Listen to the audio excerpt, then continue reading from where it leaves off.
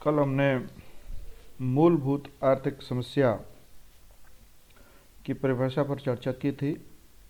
आज हम लोग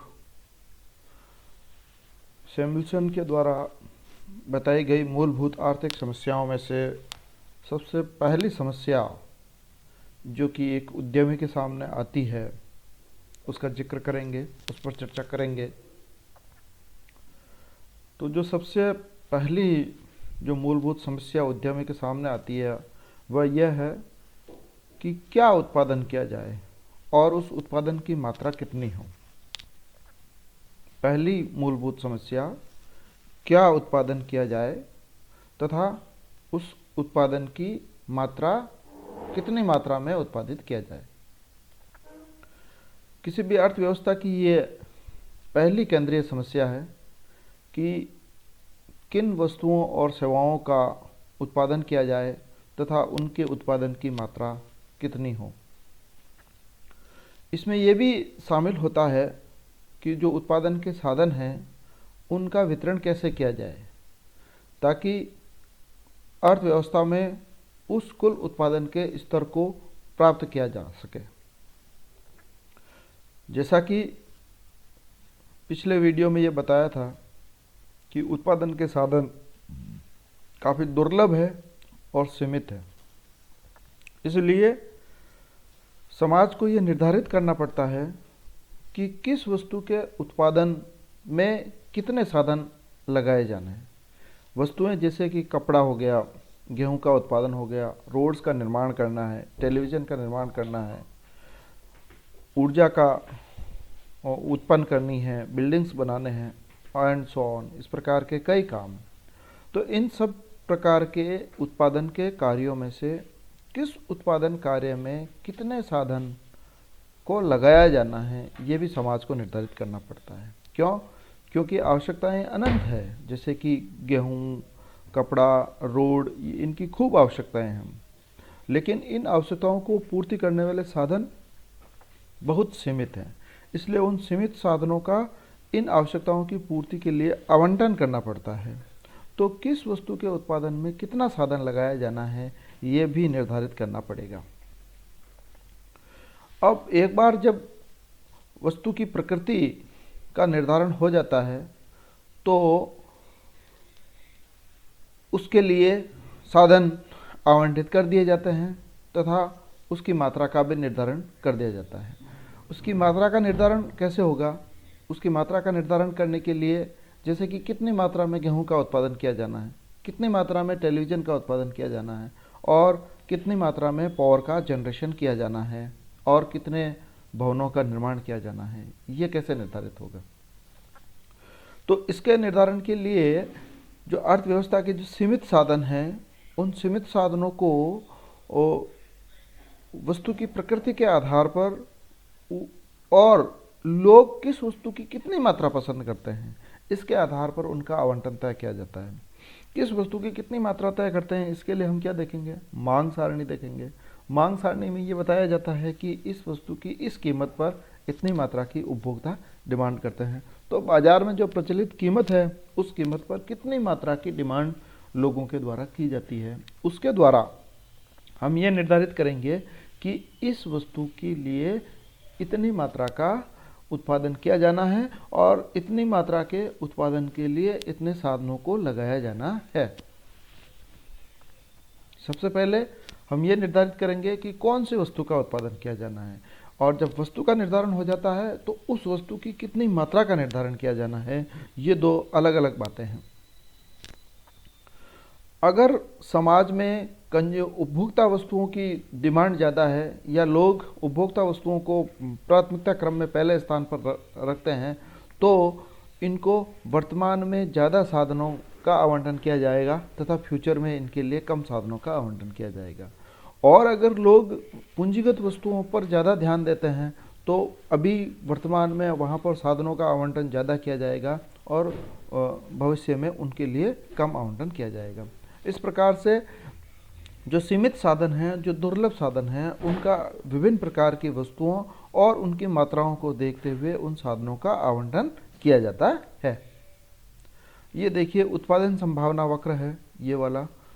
ये उत्पादन संभावना वक्र आपको ये बतलाता है कि किसी भी राष्ट्र के पास उत्पादन करने की कितनी संभावना है, यानी उस देश के पास उपलब्ध श्रम एवं पूंजी का दी हुई टेक्नोलॉजी पर प्रयोग करने से कुल कितनी मात्रा में उत्पादन संभव है, उसको ये पी और P1 कर्व जो है वो बतलाता है।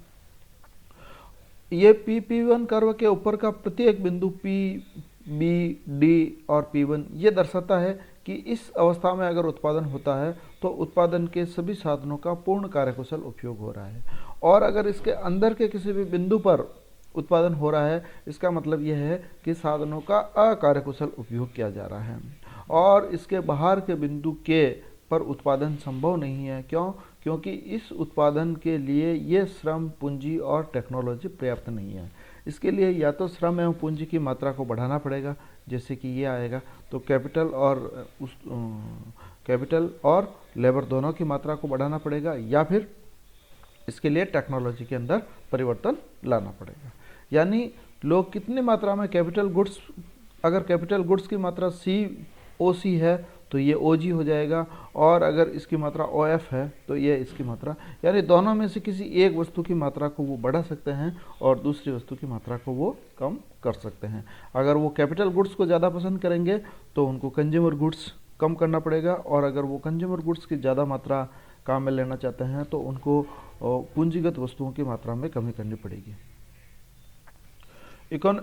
इस प्रकार से अगर अर्थव्यवस्था दो प्रकार की वस्तुएं कैपिटल गुड्स और कंज्यूमर गुड्स का उत्पादन करती है, तो ये डिसाइड करने के लिए कि टोटल आउटपुट अर्थव्यवस्था के अंदर कितना होगा, तो सोसाइटी को ये चयन करना पड़ेगा कि कैपिटल गुड्स और कंज्यूमर गुड्स का कौन सा कॉम्बिनेशन जो है वो उनके लिए फिट है, जहाँ पर कि संसाधनों का उपयोग किया जा सकता है। अगर वो कॉम्बिनेशन R को चुनते हैं तो प्रोडक्शन पॉसिबिलिटी कर्व P1 है, ये बताता है कि इकोनॉमिक इनएफिशिएंसी है। जैसा कि मैंने बताया, अगर प्रोडक्शन पॉसिबिलिटी फ्रंटियर के बीच का कोई भी बिंदु है तो वो ये दर्शाता है कि उत्पादन के साधनों का अकार्यकुशल उपयोग हुआ है, और उसके बाहर के किसी भी बिंदु पर कॉम्बिनेशन R का चयन आउटसाइड करते हैं तो उसका मतलब यह है कि वो R के आउटसाइड का जो भी बिंदु है वो तभी संभव है जब उस देश के द्वारा प्रौद्योगिकी में सुधार किया जाएगा या श्रम एवं पूंजी की मात्रा में वृद्धि की जाएगी। अगर सोसाइटी के पास कैपिटल गुड्स और कंज्यूमर गुड्स का प्रोडक्शन कम हो रहा है तो वो ये होगा कि अगर सोसाइटी अपने संसाधनों का पूर्ण उपयोग कर रही है तो वो BED इत्यादि पर होगा, और ये जो है वो संतुष्टि का अधिकतम स्तर होगा। अगर वो ज़्यादा कैपिटल की मात्रा का चयन करती है तो वो B कॉम्बिनेशन को चयन करेंगे, और अगर वो कंज्यूमर गुड्स का ज़्यादा उपयोग करना चाहते हैं तो वो D कॉम्बिनेशन का, यानी उत्पादन संभावना वक्र के किसी भी बिंदु पर अगर वो चयन करते हैं तो वहाँ पर उनकी संतुष्टि अधिकतम होगी।